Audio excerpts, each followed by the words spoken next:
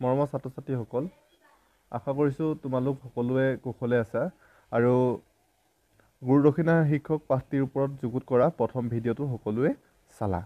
আৰু এতিয়া আমি দ্বিতীয় খণ্ডটো আলোচনা কৰিব আগবাঢ়িছোঁ।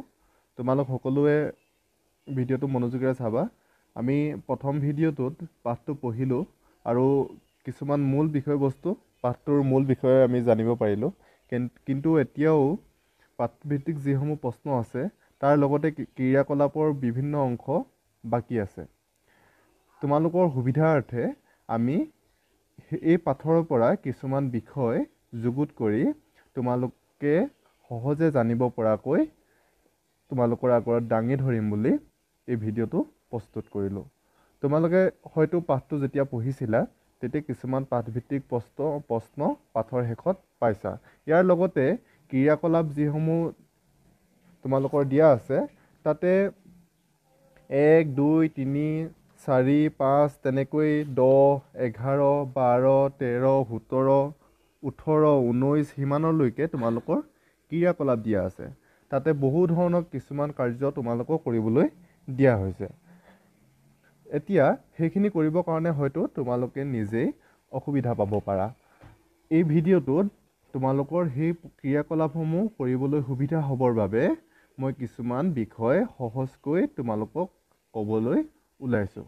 তোমালোকে সকলোৱে মনোযোগেৰে ভিডিঅ'টো চাই থাকিবা। ইয়াত আমি কি লৈছোঁ চোৱা। প্ৰথমতে আমি সাধুটো নিজৰ কথাৰে ক'বলৈ শিকিম। কেনেদৰে সাধুটো আমি নিজৰ কথাৰে ক'ম। দ্বিতীয়তে আমাৰ পুৰণি শিক্ষা ব্যৱস্থাৰ বিষয়ে আমি কিছু কথা জানিম। তৃতীয়তে গুৱাহাটী বিশ্ববিদ্যালয়ৰ বিষয়ে জানিম।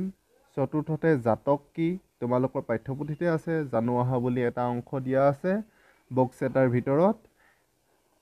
পঞ্চমতে জানিম নালন্দা বিশ্ববিদ্যালয়ৰ সম্পৰ্কে। আমি পাঠতে পাইছিলোঁ নালন্দা বিশ্ববিদ্যালয় আৰু তোমালোকৰ 19 নং ক্ৰিয়াকলাপতো নালন্দা বিশ্ববিদ্যালয়ৰ বিষয়ে এটি টোকা প্ৰস্তুত কৰিবলৈ দিয়া হৈছে। তাৰপিছত আমি জানিম পাঠৰ প্ৰশ্নসমূহ। পাঠৰ প্ৰশ্নসমূহ যিসমূহ 4ৰ পৰা দিয়া আছে 4, 5, 6, 7, 8 সেই প্ৰশ্নসমূহ আমি উত্তৰসমূহ থ্ৰুতে জানিবলৈ চেষ্টা কৰিম। ঠিক আছে, তোমালোক সকলোৱে কিতাপখন উলিয়াই লোৱা আৰু বহী কলমো যুগুত কৰি লোৱা। প্ৰয়োজন অনুসাৰে কোনো কথা যদি তোমালোকে ভালকৈ শুনা নোপোৱা তেনেহ'লে ভিডিঅ'টো বাৰে বাৰে চাই জানিবলৈ চেষ্টা কৰিবা। মৰমৰ ছাত্ৰ-ছাত্ৰীসকল, আহা আমি এতিয়া সাধুটো নিজৰ কথাৰে ক'বলৈ শিকোঁ। বেদকণ্ঠ নামৰ এজন বিদগ্ধ পণ্ডিত আছিল। তেখেত এখন টোলৰ অধ্যাপক আছিল আৰু সেই অধ্যাপক বেদকণ্ঠৰ টোলতে 2কুৰিজনমান ছাত্ৰই শিক্ষা গ্ৰহণ কৰিছিল। 2কুৰি মানে 40জনমান ছাত্ৰই শিক্ষা গ্ৰহণ কৰিছিল আৰু তেওঁলোকে কোনো ধৰণৰ নিজা ধন খৰচ নকৰাকৈ গুৰুগৃহতে থাকি শিক্ষা গ্ৰহণ কৰিছিল। আগৰ দিনত গুৰুক কোনো ধৰণৰ মাচুল দিবলগীয়া হোৱা নাছিল। বছৰেকত এবাৰ ছাত্ৰ-ছাত্ৰীসকল চহৰলৈ গৈ ধনী মানুহক খুজি মাগি যি পাইছিল তাকে আনি গুৰুৰ শ্ৰীচৰণত অৰ্পণ কৰিছিলে আৰু সেই তাকে গুৰুৱে সন্তোষেৰে গ্ৰহণ কৰিছিলে। আৰু এনেদৰে দিন গৈ আছে। এদিন সেই অধ্যাপক বেদকণ্ঠই ছাত্ৰ-ছাত্ৰীসকলক মাতি আনি মৰমেৰে ক'লে, খুব ধুনীয়াকৈ কৈছে যে বাছাহঁত, মইতো বুঢ়া হৈ আহিলোঁ, উপাৰ্জনো কৰিব নোৱাৰা হৈছোঁ, কমি আহিছে। গতিকে তহঁতক ইমান দিনে পঢ়াই শুনাই খুটি খাব পৰা কৰিলোঁ। এতিয়া তহঁতি ধন সোণ কিছুমান গোটাই আনি মোক দেহক। তেনেদৰে কোৱা শুনি ছাত্ৰ-ছাত্ৰীসকলে বৰ ৰং পালে আৰু ভাবিলে যে এইটো চেগতে কিবা এটা যদি গুৰুজনাক আনি দিব পৰা হয় সেইটো এটা পৰম সৌভাগ্যৰ কথা। কিন্তু তাৰে মাজৰ এজন ছাত্ৰই সুধিলে যে গুৰুদেউ, আপুনিতো আমাক কৰ্তব্য শিকাইছিলে, কেনেদৰে উপাৰ্জন কৰিব লাগে সেই কথাটো আমাক নিশিকালে। আমি এতিয়া কেনেদৰে টকা ধন সোণ গোটাই আনি আপোনাক দিম। তেতিয়া আকৌ বেদকণ্ঠই ক'লে যে তহঁতি সহজ উপায়েৰে ধন গোটাই নিব পাৰিবি। কি সহজ উপায় দিলে? ধনী মানুহ নহ'লে হাউদৰ পৰা চলে বলে বা ডকা হকা দি ধনৰ টোপোলা সৰকাবলৈ ক'লে আৰু তাকে আনি গুৰুক দিব ক'লে। এই কথা শুনি ল'ৰা ছোৱালীবোৰে উপায় এটা পালে, খুব ৰং পালে আৰু কিৰিলি পাৰি যাবলৈ ওলাল। কিন্তু তাৰে মাজৰ এজন অকণমানি শিষ্যই, মানে ফটীয়া সৰু শিষ্যই ছাত্ৰই মন মাৰি ৰৈ থাকিল। তাকে দেখি বেদকণ্ঠই সুধিলে, বাছা তই নগলি কিয়? বাকীবোৰতো গৈ ক'বা পালেগৈ। তেতিয়া সেই অকণমান ল'ৰাজনে ক'লে যে গুৰুদেৱ, আপুনি আমাক কৈছিল, আপোনাৰ পৰাই আমি জানিব বিচাৰিছোঁ যে জগতত ঈশ্বৰে নেদেখা ঠাই ক'তো নাই। মই যি কৰোঁ যি নকৰোঁ সকলো ঈশ্বৰে দেখি থাকিব। এতিয়া মই যদি ধনী মানুহ বা হাউদৰ পৰা ডকা হকা দি ধন সুত আনিবলৈ যাওঁ, তেনেহ'লে মোক সেই ঈশ্বৰে দেখি থাকিব। অসৎ উপায়েৰে মই গুৰু দক্ষিণা গোটাব নোৱাৰোঁ। আপুনি মোক এটা ভাল বাট দেখাই দিয়ক। সেই অকণমান ল'ৰাজনৰ, অকণমান সৰু শিষ্যজনৰ মুখত তেনেধৰণৰ কথা শুনি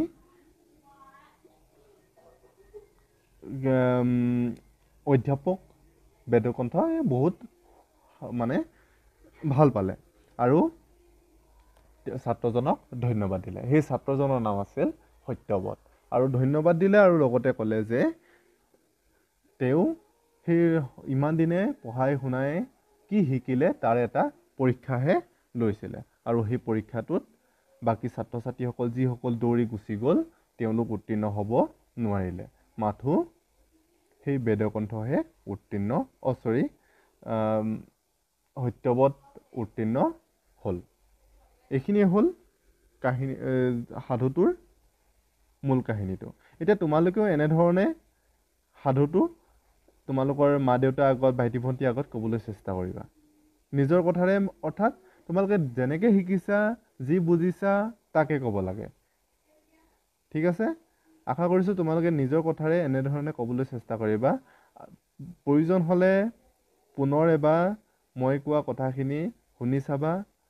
ঠিক মই কোৱাৰ দৰে ক'ব লাগিব বুলি কোনো কথা নাই। তোমালোকে নিজৰ মতে নিজেই যেনেধৰণে ভাল পোৱা, যেনেধৰণে বুজি পাইছা, ঠিক তেনেদৰে ক'বলৈ চেষ্টা কৰিবা। তেতিয়াই তোমালোকে কাহিনীভাগ নিজৰ কথাৰে ক'ব পাৰিবা। ইয়াৰ পিছতেই আমি অধ্যয়ন কৰিম আমাৰ পুৰণি শিক্ষা ব্যৱস্থাৰ বিষয়ে। আমাৰ পুৰণি মানে আমাৰ ভাৰতবৰ্ষ, আমাৰ অসমৰ পুৰণি শিক্ষা ব্যৱস্থা কেনে আছিলে। ছাত্ৰ ছাত্ৰীসকল, তোমালোকে খুব মনোযোগেৰে কথাখিনি শুনি যাবা। মই মুখেৰে কৈ যাম, তোমালোকে শুনি যাবা আৰু প্ৰয়োজন হ'লে লিখিবলৈ চেষ্টা কৰিবা। ঠিক আছে? আমাৰ পুৰণি কালৰ শিক্ষা ব্যৱস্থা যথেষ্ট উন্নত আছিল। আমি উন্নত আছিল বুলি কিয় কৈছোঁ, কেনেকৈ গম পালোঁ যে আমাৰ পুৰণি ভাৰতবৰ্ষত অতীততে, অৰ্থাৎ বহু দিনৰ আগতেই কেইবাখনো বিশ্ববিদ্যালয় আছিল। আমিতো পাইছোঁৱে তেনেকুৱা বিশ্ববিদ্যালয়, নহয় জানো? যেনে নালন্দা, তক্ষশিলা, উদান্তপুৰী, তেনেকৈ কিছুমান শিক্ষানুষ্ঠান আছিল, যিবোৰত বহুত ভাল ধৰণে শিক্ষা দান হৈছিল। আমাৰ পুৰণি কালৰ শিক্ষা ব্যৱস্থা যথেষ্ট উন্নত আছিল। দেশ বিদেশৰ পৰা হাজাৰ হাজাৰ ছাত্ৰ ছাত্ৰী আহি আমাৰ শিক্ষানুষ্ঠানসমূহত শিক্ষা গ্ৰহণ কৰিছিল। শিক্ষক আৰু শিক্ষাৰ্থীৰ মাজত নিবিড় সম্পৰ্ক আছিল, খুব এটা ভাল সম্পৰ্ক আছিল। শিক্ষকে ছাত্ৰ ছাত্ৰীক সৰ্বতোপ্ৰকাৰে বিকাশ সাধন কৰাত গুৰুত্ব আৰোপ কৰিছিল। আৰু এটা কথা, ছাত্ৰ ছাত্ৰীসকলে গুৰু গৃহতে থাকি শিক্ষা গ্ৰহণ কৰিছিল। বৰ্তমানৰ দৰে শিক্ষানুষ্ঠানত কোনো মাচুল দিব লগা হোৱা নাছিল, কোনো ধৰণৰ মাচুল দিব নালাগিছিল। বছৰি একবাৰ চহৰলৈ গৈ খুজি মাগি যি পায় তাকে আনি গুৰুৰ দিব লাগিছিল, আৰু সেইখিনিকে গুৰুৱে অতি আদৰেৰে গ্ৰহণ কৰিছিল। ইয়াৰ পিছতে আমি গুৱাহাটী বিশ্ববিদ্যালয়ৰ বিষয়ে জানো আহা। গুৱাহাটী বিশ্ববিদ্যালয় আমি সকলোৱে নামটো শুনিছোৱেই আৰু তোমালোকৰ পাঠ্যপুথি ক্ৰিয়াকলাপত গুৱাহাটী বিশ্ববিদ্যালয়ৰ বিষয়ে কিছু কথা জানিবলৈ দিছে, অৰ্থাৎ 17 নম্বৰ ক্ৰিয়াকলাপটো জ্ঞান সম্প্ৰসাৰণৰ 17 নম্বৰ ক্ৰিয়াকলাপত তোমালোকক গুৱাহাটী বিশ্ববিদ্যালয়ৰ বিষয়ে কিছু কথা জানিবলৈ দিছে। এতিয়া তোমালোকে মনোযোগেৰে শুনি যাবা মই যি কওঁ। গুৱাহাটী বিশ্ববিদ্যালয় উত্তৰ পূৰ্বাঞ্চলৰ এখন অন্যতম বিশ্ববিদ্যালয়। 1948 চনত এই গুৱাহাটী বিশ্ববিদ্যালয় স্থাপন কৰা হয়। গুৱাহাটী বিশ্ববিদ্যালয়ৰ প্ৰথম উপাচাৰ্য আছিল কৃষ্ণকান্ত সন্দিকৈ। গুৱাহাটী বিশ্ববিদ্যালয়ৰ প্ৰথম উপাচাৰ্য আছিল কৃষ্ণকান্ত সন্দিকৈ। গুৱাহাটী বিশ্ববিদ্যালয় গুৱাহাটী মহানগৰী জালুকবাৰী অঞ্চলত অৱস্থিত। ক'ত আছে? গুৱাহাটী মহানগৰী জালুকবাৰী অঞ্চলত আছে। আৰু লোকপ্ৰিয় গোপীনাথ বৰদলৈ আন্তঃৰাষ্ট্ৰীয় বিমানবন্দৰৰ পৰা 10 কিলোমিটাৰ আৰু কামাখ্যা ৰেল ষ্টেচনৰ পৰা 5 কিলোমিটাৰ দূৰত্বত 37 নং ৰাষ্ট্ৰীয় ঘাইপথৰ দাঁতিত অৰ্থাৎ কাষতে গুৱাহাটী বিশ্ববিদ্যালয়খন আছে। আৰু এই গুৱাহাটী বিশ্ববিদ্যালয়ত একেলগে 3000 ছাত্ৰ ছাত্ৰী থাকিব পৰা আৱাসগৃহও আছে আৰু লগতে শিক্ষক কৰ্মচাৰী আৱাসগৃহও গুৱাহাটী বিশ্ববিদ্যালয়ত আছে। এতিয়া পঢ়ো আহা জাতক কি। এই জাতকসমূহৰ মূল জাতকসমূহ যিবোৰ যেতিয়া প্ৰথম জাতকসমূহ ৰচনা হৈছিলে সেইসমূহ পালি ভাষাত লিখা আছিলে। কি ভাষা? পালি। আৰু জাতক শব্দটোৰ অৰ্থ হৈছে জন্ম সম্পৰ্কীয়, জন্ম। ই বৌদ্ধ ধৰ্মৰ ধৰ্মগ্ৰন্থ। জাতকমালাই হৈছে জাতকৰ সাধুৰ মূল, অৰ্থাৎ জাতকৰ সাধু বুলি যি সাধু আছে সেই সাধুবোৰ জাতকমালাৰ পৰাই সৃষ্টি হৈছে। আৰু এই জাতকমালাত ভগৱান বুদ্ধৰ 547টা জন্মৰ কথা উল্লেখ আছে। 547টা জন্মৰ কথা উল্লেখ আছে। এই জাতকসমূহ এজন লেখকে লিখা নহয়, এজনে লিখি পেলাই সকলো সৃষ্টি কৰা নাই। বেলেগ বেলেগ সময়ত বেলেগ বেলেগ লেখকে এই জাতকৰ সাধুসমূহ লিখিছিল। এই জাতকৰ জাতকসমূহ কিছুমান নৈতিক আদৰ্শৰ উপস্থাপন কৰা হৈছে। মানে কৰ্মফল, ভাল কাম কৰিলে আকৌ অহা জনমতো ভাল হ'ব, বেয়া কাম কৰিলে আকৌ যদি পুনৰ্জনম হয় তেনেহ'লে বেয়া মানুহ হ'ব, তেনেধৰণৰ কথা কিছুমান এই জাতকমালাত কোৱা হৈছে। আৰু এই জাতকমালাসমূহ অধ্যয়ন কৰিলে অতীতৰ ৰাজনীতি, সমাজনীতি আদি কথাবোৰ জানিব পাৰি। আৰু লগতে তোমালোকে এই কথাও জানি থোৱা, জাতকসমূহ পঞ্চতন্ত্ৰৰ সাধু, আখ্যান, ঈশপৰ সাধু আদিৰ লগত মিল আছে। এয়াই হ'ল জাতক। ঠিক আছে। জাতকৰ বিষয়ে আমি এতিয়া জানিলোঁ। ইয়াৰ পাছতে আমি ভাৰতবৰ্ষৰ এখন প্ৰাচীন বিশ্ববিদ্যালয় নালন্দা বিশ্ববিদ্যালয় সম্পৰ্কে কিছু কথা জানো। তোমালোকৰ পাঠ্যপুথিৰ ক্ৰিয়াকলাপ নং 19ত নালন্দা বিশ্ববিদ্যালয় দিয়া আছে আৰু কাষতে কিছুমান বিষয় দিয়া আছে, যেনে বিজ্ঞান চৰ্চা, আধ্যাত্মিক চৰ্চা, সাংস্কৃতিক চৰ্চা দেখা পাইছা 19 নম্বৰ 35 নম্বৰ পৃষ্ঠাত। সেই তাতে নালন্দা বিশ্ববিদ্যালয়ৰ বিষয়ে এটি টোকা প্ৰস্তুত কৰিবলৈ কোৱা হৈছে। মই কেইটামান কথা কৈ দিছোঁ নালন্দা বিশ্ববিদ্যালয় সম্পৰ্কে, তোমালোকে নিজে বাকীসমূহ প্ৰস্তুত কৰি চাবা।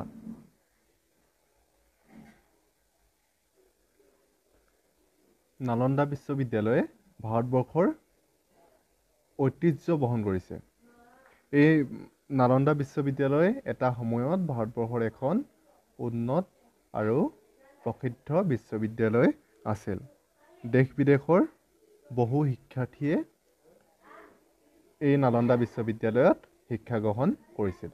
এটা সময়ত এনেধৰণৰ এক পৰম্পৰা সৃষ্টি হৈছিল যে উচ্চ শিক্ষা গ্ৰহণৰ পাছত প্ৰাথমিক উচ্চ শিক্ষা গ্ৰহণৰ পাছত নালন্দা বিশ্ববিদ্যালয়ত শিক্ষা গ্ৰহণৰ পাছতহে এজন ব্যক্তি প্ৰকৃত উচ্চ শিক্ষিত বুলি ধাৰণা সৃষ্টি হৈছিল। অৰ্থাৎ নালন্দা বিশ্ববিদ্যালয়ক এক উচ্চ আসন দিয়া হৈছিল। বৰ্তমানৰ তিব্বত, চীন, কোৰিয়া, তুৰ্কী, শ্ৰীলংকা আদিৰ ঠাইৰ পৰা আহিও এই শিক্ষানুষ্ঠানত শিক্ষা গ্ৰহণ কৰিছিল। নালন্দা বিশ্ববিদ্যালয় মূলতঃ বৌদ্ধ ধৰ্মীয় শিক্ষা দিয়া হৈছিল আৰু লগতে আধ্যাত্মিক চৰ্চা, ভেষজ বা চিকিৎসা বিজ্ঞান, জ্যোতিৰ্বিদ্যা, সংখ্যা, দৰ্শন, অংক, ন্যায়, ৰাজনীতি বিজ্ঞান, অৰ্থনীতি আদি বিষয়ৰো শিক্ষা প্ৰদান কৰা হৈছিল। এইখন নালন্দা বিশ্ববিদ্যালয় এক সময়ত এক প্ৰসিদ্ধ শিক্ষানুষ্ঠান হিচাপে স্বীকৃতিপ্ৰাপ্ত হৈছিল। মৰমৰ ছাত্ৰ ছাত্ৰীসকল, এইখিনি কথা আমি আলোচনা কৰিলোঁ। আশা কৰিছোঁ তোমালোকে শুনি আছা খুব মনোযোগেৰে আৰু হৃদয়ংগম হৈছে। ইয়াৰ পাছতে আমি পাঠভিত্তিক যিসমূহ প্ৰশ্ন আছে, প্ৰশ্নসমূহৰ কিছু উত্তৰ জানিবলৈ আমি চেষ্টা কৰোঁ।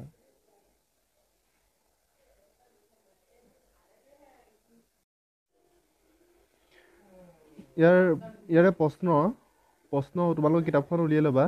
পাঠৰ প্ৰশ্নসমূহ আমি এটা এটাকৈ চাই যাম। প্ৰথম প্ৰশ্নটো আছে, ভাৰতৰ প্ৰাচীন বিশ্ববিদ্যালয় দুখনৰ নাম লিখা।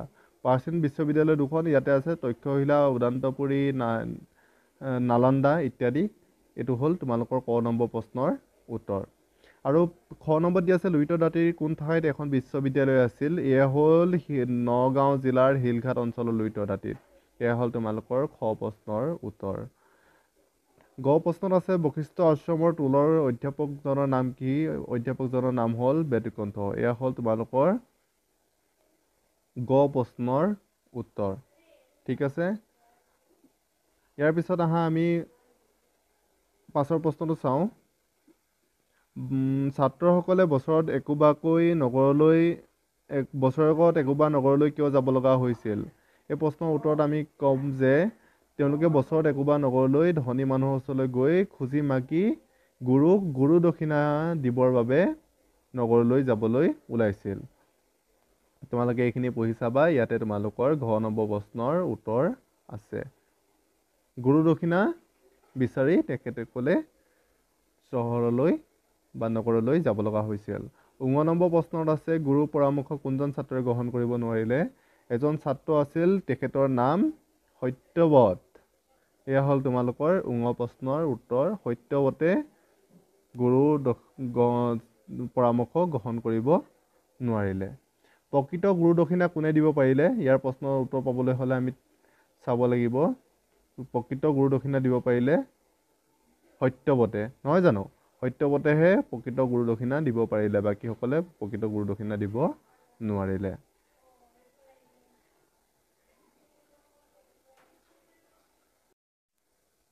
ইয়াৰ পাছতে ৫ নম্বৰ প্ৰশ্নত চাওঁ। চমু উত্তৰ দিয়া। গুৰুৱে ছাত্ৰসকলক ওচৰলৈ মাতি কি কৈছিল?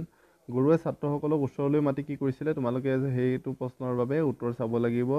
এদিন বেদকণ্ঠই ছাত্ৰসকলক ওচৰলৈ মাতি আনি ক'লে, বাছাহঁত, এইখিনিৰ পৰা বাছাহঁত কি কৈছিলে বাৰু? বাছাহঁত, মোৰ উপাৰ্জন নাইকিয়া হৈছে, নহয় জানো? উপাৰ্জন টুটি আহিছে, তহঁতক ইমান দিনে পঢ়াই খুটি খাব পৰা কৰিছোঁ।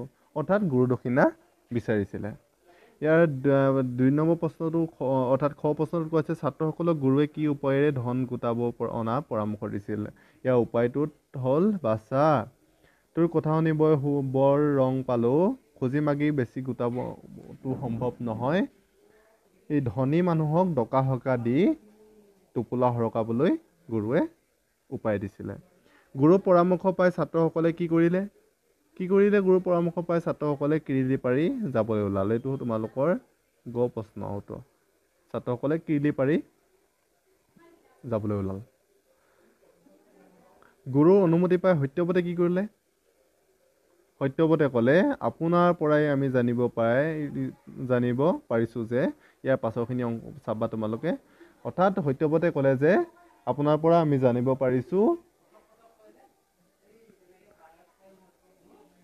ঈশ্বৰে নেদেখা ঠাই একো নাই, সকলো ঠাই ঈশ্বৰে দেখি থাকে। আৰু যদিহে আমি চুৰ ডকাইত কৰি বা ডকা হকা দি আমি আনো, সেয়াও ঈশ্বৰে দেখি থাকিব। মই তেনে অসৎ উপায়েৰে গুৰু দক্ষিণা গোটাব নোৱাৰোঁ। এই কথা ক'লে সত্যৱতে। এতিয়া আমি 6 নম্বৰ প্ৰশ্নকেইটা চাওঁ। 6 নম্বৰত কৈছে কোনে কাক কেতিয়া কৈছিল লিখা। ইয়াত আমি তিনিটা চাব লাগিব, কোনে কৈছিলে, কাক কৈছিলে আৰু কেতিয়া কৈছিলে, নহয় জানো? এতিয়া আমি সেইখিনি চাই যাম, কোনে কাক কেতিয়া কৈছিলে। প্ৰথম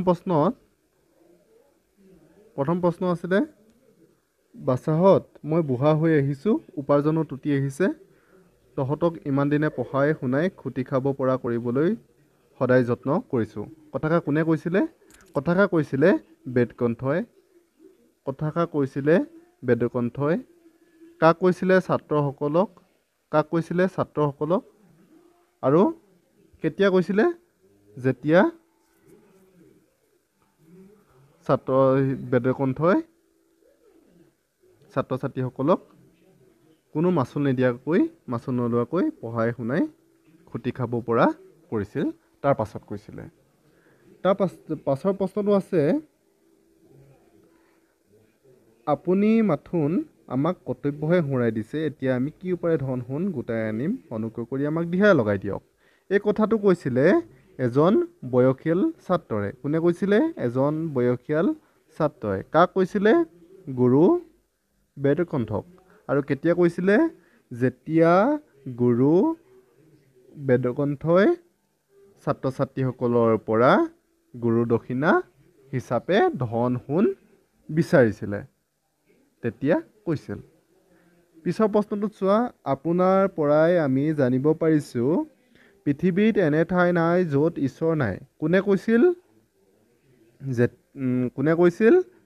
সত্যৱত নামৰ ল'ৰাজনে কৈছিলে। কোনে কৈছিলে? সত্যৱতে কৈছিলে। কাক কৈছিলে?